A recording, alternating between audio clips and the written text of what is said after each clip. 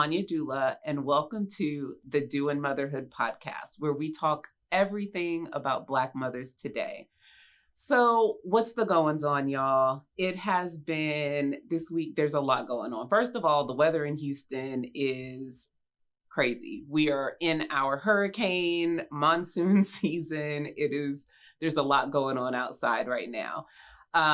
As far as work for me, this has been quite the busy birth week. I recently attended 2 births for 2 different families, and I've had a little bit of a break since the last group of births that I attended. So it was just really nice to get back into that birth flow. But I want to share just a little bit about the experience in those births. They were both such powerful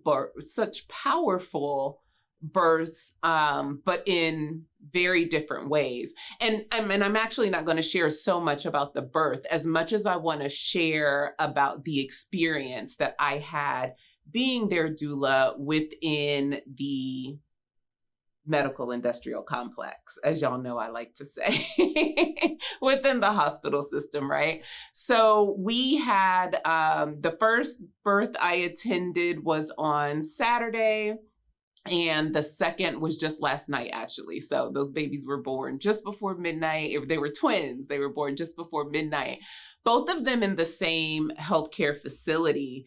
And it's the first time I've been back in that healthcare facility since the pandemic. They've recently opened back up to having doulas on the floor, or at least allowing that extra visitor for their patients to have with them, as opposed to just their birthing partner or spouse.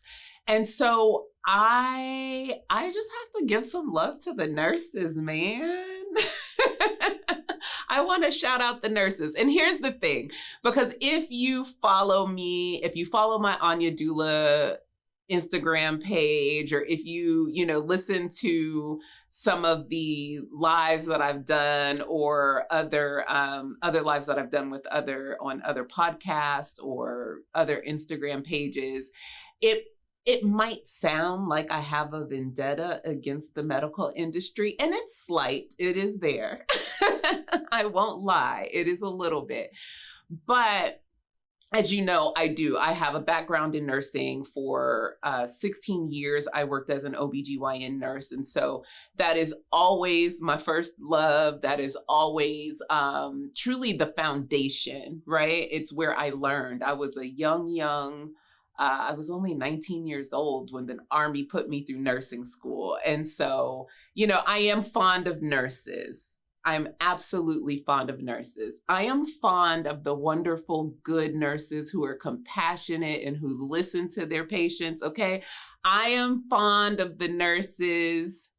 I love those good nurses. I don't like those bullies. That's my issue. I have an issue with nurses that are bullies to their patients. I have an issue with any medical staff that treats their patients as if they're incapable or incompetent, who are dismissive. And so anyway, that being said, the few nurses that I ran into this weekend and then last night they were absolutely amazing. And in one of those births, specifically thinking about one of them, where we ran into physicians who were adamantly trying to push my client into something that she did not want to do. And she had to stand her ground. I was there to advocate for her. Her husband was there to advocate for her. And we were doing that.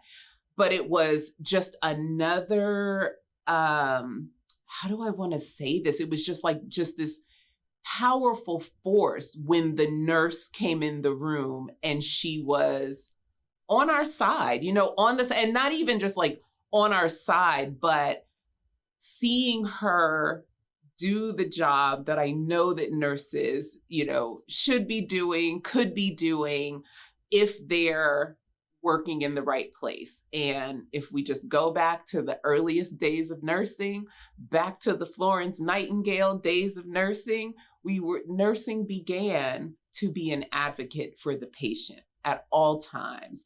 And so again, it was just a powerful moment. Hats off to those nurses. I am a huge fan of the entire team that was there that night and on both nights. And I know that my clients are so happy. Everybody is home and healthy and whole and just very proud of themselves and proud of the work that they did and proud of the staff who went the extra mile to take really good care of them. So I'm on a birth high, if you can't tell. I am on a definite birth high right now. What else is going on? So in the news, and this is other good news, we've gotten some news coming in this week. In New Jersey, there has been a law passed that bias training is now going to be mandatory for all healthcare professionals. And that is something that, those of us who are activists and advocates for patient rights, it's what we've been looking for a long time. And so it is exciting to see that finally there is a state who has made it law. It is mandatory. The goal is that these healthcare professionals will take this bias training, implicit bias training. And the reason that is so important to implement is because when people have implicit biases, and especially people who are in positions of authority, such as physicians and nurses and, anyone that's in the medical field, if you have implicit biases, that spills over into your work. And here's the thing, not if you have implicit biases, because we all do carry implicit biases. We need to do the work to recognize what those biases are. And so that's what this law is doing. That's the goal. That's what we're looking for, that it helps people understand that we all have implicit biases, teaches them how to look inside, identify those biases, and do the work to minimize or hopefully eradicate them, right? But do the work to address them so that does not spill into their care plans for their patients, so that does not spill into the policies that are created in hospitals. And so that we know that people are being taken care of and receiving the quality of care that they deserve. So here's the thing. Great news, good news. I'm a little mixed, or I won't say I'm mixed on it. It needs to happen. Somebody needed to start it. We need the rest to follow suit, right? So I don't deny that this is a huge move. I do feel it's a little late. I feel it's a little late, and I feel that we've had to do a lot of wrangling to get here. And I am reserving my full-on praise and support. I want to see the details, right? I want to know who's going to be hired to do this implicit bias training. Is this someone who understands what minorities and those who are most vulnerable, poor people who interact with the healthcare system? Is it someone who's going to understand it from that standpoint, right? A more personal and in-depth understanding, someone who is in and of the community, so that this is not just a academic or didactic exercise. I am reserving to see how it's going to be implemented. I personally feel, and years ago was advocating that this is training that needs to be implemented. Like, this doesn't need to be a one-time training, for one. This needs to be training much like the sexual harassment training that we have to go through. Now, I remember, because You know, the 90s were my decade, honey. So I remember back in the 90s and the early 2000s when sexual harassment was the big, the big buzzword. That was the topic of, maybe the decade. Uh, Following the Anita Hill case against Clarence Thomas regarding the sexual harassment that she experienced while working under him. What we saw was that case led us into these conversations about sexual harassment in the workplace and what we needed to do. And it took some years. It didn't happen right away. And so, we know with legislation, it's always going to be a conversation for quite some time. But what that eventually led to was sexual harassment training being a requirement for hire. So just like if you have a job today, you likely did some sort of sexual harassment training in your new hire orientation at your job. And it's training that continues. So we have to take that training, most places yearly, some places probably according to industry, a little bit more than yearly, maybe twice yearly or whatever is determined. But that started to change the conversations that we were having in workplaces, that started to change the attitudes. It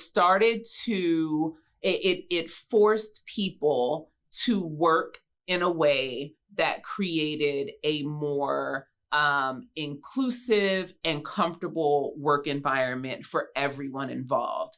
And so that's what I want to see happen with these bias laws being passed. I'm also just a little bit of the thought that we're, if we were talking only about implicit bias and cultural competence, and those two conversations usually go together, they're hand in hand, diversity and inclusion. I personally feel that we're a few years beyond that conversation. That's a conversation that was happening, 5, 6, 10, 15 years ago, probably started about 10 to 15 years ago. And now, especially after the events of last summer, after the murder of George Floyd by police, and the subsequent riots in the United States, but also throughout the world, that we are on a different conversation at this point. And that conversation is now about anti-racism in healthcare. Well, anti-racism, period. But if we're, talking to the healthcare sector specifically, anti-racism work as opposed to implicit bias. And the difference is that anti-racism work has a very pointed goal of proactively defying systems that perpetuate racism through different avenues, right? And one of those avenues being implicit bias and diversity and inclusion and all of those things. So I just want to see that we're not glossing over, that we're not being given the bare minimum, that we're not being pacified by law for a moment. And so I reserve. I'll wait.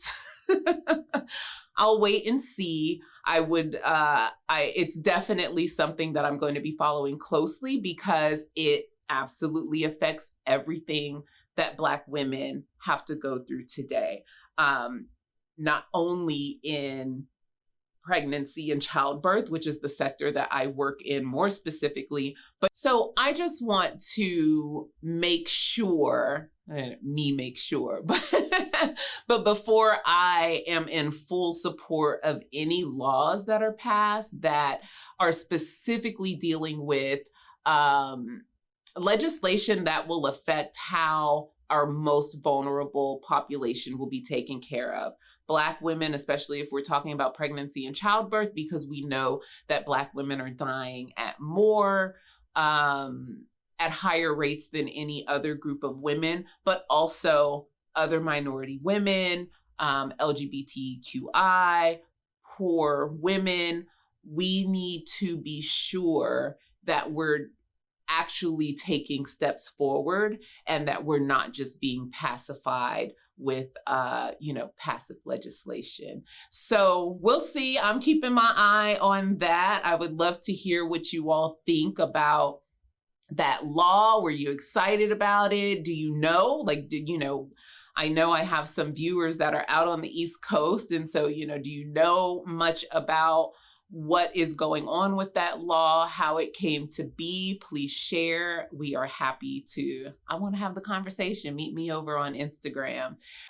So shifting to the main segment, we are going to be talking about maternal health or maternal mental health, because May is Maternal Mental Health Month. But before we go to the first segment, I want to just talk for a second about the other special segment that's going to be in our new format. So you've already seen the critical analysis segment in the first episode. This week, there is another critical analysis segment, but there is also the Ask Anya segment. And the Ask Anya segment is an opportunity for us to interact with one another. I want this to be an interactive podcast this time around. I'm excited to start having conversations that are reciprocal, right? And so one of the ways that we're going to do that is in this new Ask Anya segment. So the Ask Anya segment is an opportunity for you to write in with your questions about anything. I'm going to try my best. I like to think that I, have some good answers that I can provide. So if you have questions, especially anything women's health related, especially anything pregnancy and childbirth related, those are always welcome. But anything that's affecting Black mothers today, I want to have those conversations. I did get some feedback from the first episode about me emptying the nest, and I had some other moms who are going to be emptying their nest pretty soon reach out and have some dialogue about that. And it was really interesting just to see how we're all, in that same space and place and just trying to keep ourselves from crying. So you can send in your questions to the Instagram page, Doin Motherhood Podcast. And just send the DMs and we'll get you up on that next segment. All right. Well, this is May, and May is the month that we are bringing awareness about maternal mental health. And before I even dig into it, I want to talk about it from a different perspective. So I think a lot of times when we think about maternal mental health, the first thing that pops up in most people's minds, if I were teaching my class right now, I would say, what pops up in your mind? And the most thing that pops up in people's minds is postpartum depression. And so kind of really focusing in on the mindset of a mother during her pregnancy, going into that postpartum period, and what that looks like for her. How are her, how's her birth team and her village able to surround her and take care of her, and hopefully be there to see if anything happens, right? If anything does pop up in the mental health realm, if she's having postpartum anxiety or postpartum depression, if it does pop up, that she's got a team of people around her who can support her and who can get her to help if necessary. And so we tend to focus that conversation there. We still are not very comfortable having conversations about mental health in general. And then when we get into maternal mental health, it's a conversation that, I don't know, it's usually only had around women. We talk about it around certain news events, we talk about it. We'll talk about it in May, but I don't know that the conversation is a conversation that carries over beyond those of us who are in the healthcare, whether we're in healthcare industry or healthcare adjacent. And when I say healthcare adjacent, I mean people who work outside of the actual healthcare system, like birth workers, midwives and doulas and lactation consultants, those of us who may not be directly in the system, but we're working adjacent to it. It's not a conversation that we're having on an ongoing basis. And it certainly is a conversation that needs to grow beyond just that pregnancy period and that postpartum period. You know, I was thinking to myself the other day about just what we've been going through in this pandemic period. And I check in with my clients all the time about, you know, what their moods are throughout their pregnancy and what their moods are when they're in the postpartum. But as I was, you know, writing what I needed to write to do this podcast today, I was like, I don't check on my friends in that same way. You know, we talk and we're checking on each other's days and we're checking on each other's lives, but to sit down and say, you know, how is your mood? That type of check-in. That how is your mood? How are you feeling? How is life going for you for real underneath the surface, right? Not your boss said this, not your husband did that. Like, where are you? And so it made me think that we really don't carry that conversation past that first year that someone becomes a mom, or that first year after, you know, whether it's the first baby or the third baby, that we're not carrying that conversation forward.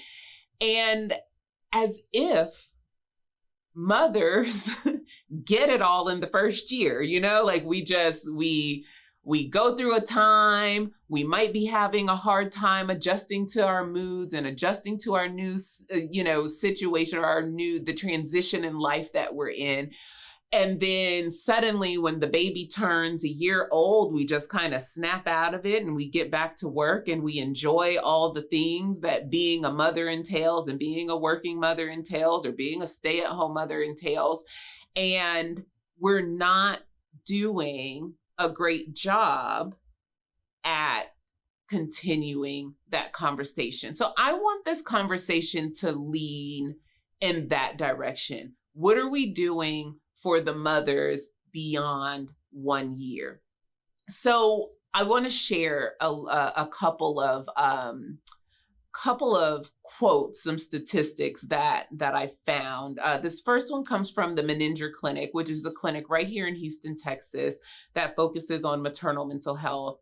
And so this is what they said. It's no secret that psychological distress is high due to the COVID-19 outbreak.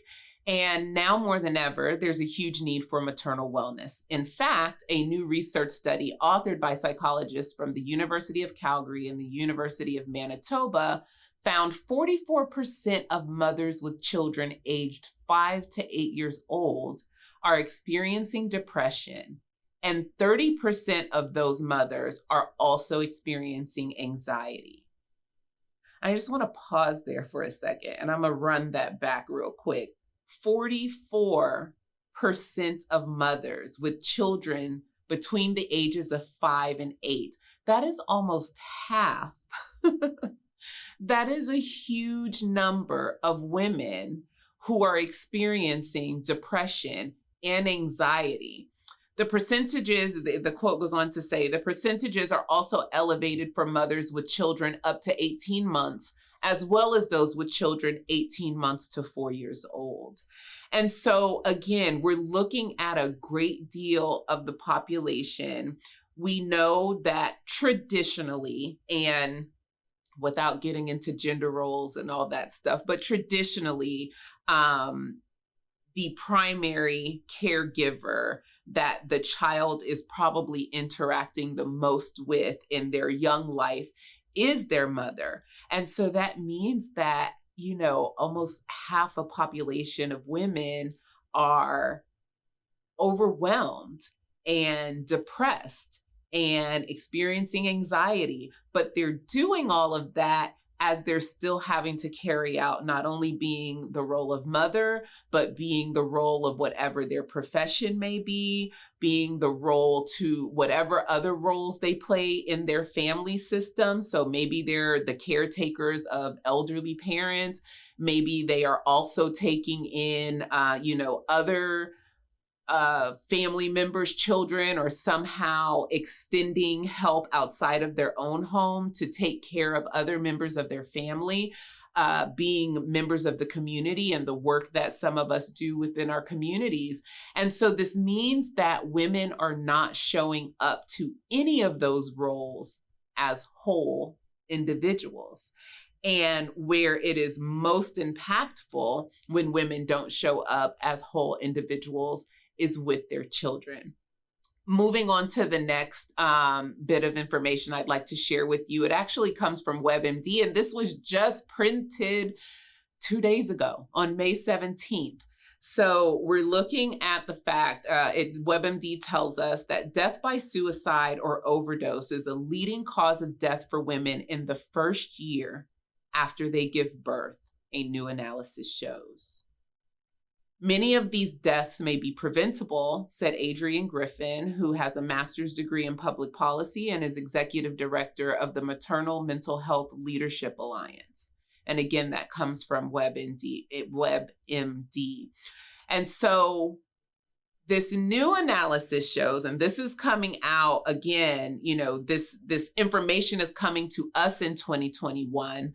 I don't know exactly when this information was gathered, but if this has been information collected since the pandemic, if it was collected before the pandemic is what I'm trying to say. If it was collected before the pandemic, this is especially troubling, knowing that so much more was put on top of mothers, or has been put on top of mothers in the last year. And so if we just look at pandemic mothering, what we've had to do in the last year of this pandemic, we all know it. I'm preaching to the choir, but let's talk about that. I want to dig deeper into that piece. Like I said, I'm preaching to the choir, but I really want us to take a moment to really account for everything that we've been doing in the last year. Because one thing I know about myself as a woman and a mother, one thing I know about the women who are in my community who are women and mothers, and I'm sure it's the same for the majority of you out there, we have a tendency to just do what we got to do. And we have to buckle down and, put our big girl panties on and just get into it day after day after day. And so just thinking about, first of all, everybody's children came home for a majority of the school year last year, right? Everyone's children were home. A lot of mothers were coming home, working from home, having to deal with either taking over the teaching or having their children interface with school via Zoom, while she was also having to interface with work via Zoom. And so you're playing a double role, and it's more than a double role because we already know moms are everything, right? We're the mom, the teacher, the cook, the counselor, the nurse, the chauffeur. We're all of those things, right? But while we're all in our homes, those of us who work never really got a break or consideration about what else you were having to take care of in the home. Our job still had expectations of us to show up and produce and do all the things. And then I remember seeing stories, across social media and even in the news about mothers who were saying that their jobs were condemning them for hearing children in the background. So where'd you want the kids to go? Be put in a closet? We can't do that to the babies. So, there was just not there was the flexibility in being able to stay at home during a major global pandemic, but still not the understanding and the flexibility in terms of what that actually meant for those employees. And then that's kind of in general. And then, like what it takes to keep our household safe. Some mothers could not work from home and they still had to go out into the workforce and be in front of the public. And so there's another then set of anxiety or set of responsibilities, both that come with that, and having this kind of lingering fear or anxiety about whether you're going to bring something home to your children. And then we roll through, we're rolling through the pandemic. And just when we start getting used to this new pandemic life, then we find ourselves, Black mothers especially, we find ourselves in this racial crisis that truly has been mounting since Trayvon Martin was murdered back in 2011 or 2012, I believe it was. And we're just every year, it seems like more and more and more stories, more names who become hashtags. But my point is the tension and anxiety that brings to us, that we're expected to just continue to power through every single day, being a mom, being a worker, being a wife or spouse, be all of those roles, not to mention the microaggressions that we receive from work, and not just at work, because that's not the only place people, like to microaggress against Black women. We get it at home. We get it in the grocery store. We get it when we pick our children up from daycares, if we take them to the pool, inside of our own homes. I just saw a video a few days ago of a white woman who walked up to the door and rang the doorbell of a Black woman to tell her that she was the wrong color for the neighborhood, and proceeded to have an angry yelling match with her. And I'm just like, this Black lady was in her house, minding her business, doing whatever it was she was doing. So, right. And then there's just this expectation that we should be okay. So let's focus on some tips. It is Maternal Mental Health Awareness Month. I want to give you all some ways that we can start being intentional and proactive about our mental health. And so, we talk self-care. We talk self-care a lot. We talk self-care. And when we talk self-care, a lot of times that sounds like meditation and, going for massages and spa days or girlfriend days, or even just me time days at home. But I would like to share tips that we can start to incorporate into our daily, everyday lives, that if we're that intentional about these things, we'll see small improvements, and it will help us deal a little bit better with all of these systemic nonsense that plays out in our lives day to day. But we have to be good for ourselves so that we can be good for our children, so that they can in turn be good individuals to the people who are around them as they grow. And so these are Anya's quick tips for maternal mental health that I want you to learn right now in May, but my goal is that you will take these forward for the rest of your life, daily, day to day. So first is therapy and or support groups. We have to get past the stigma. We have to get past the fear. And we also don't want to wait until the problem arises. And we don't want to wait until the problem is we're all the way sunk into the problem, right? Start thinking about therapy the way that we go for our pap smears yearly, the way that we do our mammograms yearly, right? Start thinking of that as a preventative measure to help keep us in check with ourselves, right? On a good basis. And then those big things will already be there, and they probably won't turn into such big things. The other things that are very important, building your village. It's so important to maintain a village. I also realize that therapy costs money. It usually requires some form of insurance. So I want you to think about wellness apps. There are wellness apps out there that give you different ways, use different modalities to help you take care of yourself. Some meditation, some are sound healing, some are journaling. They do those daily check-ins. Exercise is an oldie but goodie.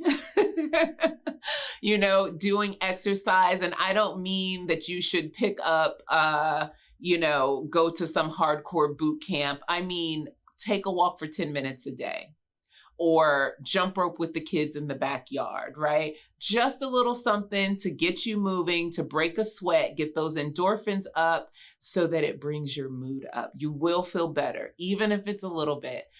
Being in the sun gives us almost those same endorphins, right? And certainly enhances our mood. Go outside and have fun and schedule your fun. I recently spoke on an IG Live and I said, it took a long time for me to remember what I like to do for fun. So think about the things that you like to do for fun. But again, my point is being intentional, being proactive, being preventative, and seeing your mental health as the same way that you take care of your cervical health, as the same way you take care of your breast health, as the same way you go to your primary physician every year for a general checkup. Do the same thing for your mental health. So that is the end of today's segment. If you liked what you heard, please join the conversation over on Instagram at Doin_Motherhood_podcast. I want to know what you think about this. And also give us a like, listen, subscribe, follow, share, leave a comment, give us a rating. We are looking forward to continuing these conversations with you. And join us next time.